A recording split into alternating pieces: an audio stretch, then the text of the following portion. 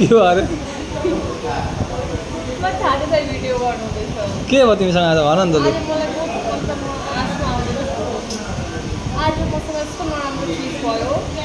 म भनिरहेको थिएँ चाहिँ मलाई एस्केलेटरमा म उठ्दिनँ मलाई बहुत डर लाग्छ बरु म सिँढीमा हिँड्छु नि मलाई डर लाग्छ त एस्केलेटरमा थाहा छैन किन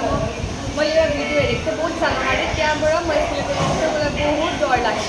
र म हार्डली 3-5 जति उठेकी छु होला त्यो पनि मतलब एकदम मजबुरीमा परेर आज मैले उसलाई भने जे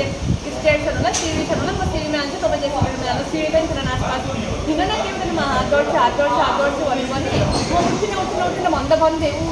खुट्टा राखिहाल्नु भयो मैले एउटा खुट्टा राखेर पछाडि रह्यो पुरा यस्तै लडेको एकदम सिद्धा भयो एस्केलेटर हिँडिरहेको छ तिमीमाथि लडेको लडे होइन सुते मैले आज भगवान्जीले बचाउनु भयो यसको हातमा हनुमानजीले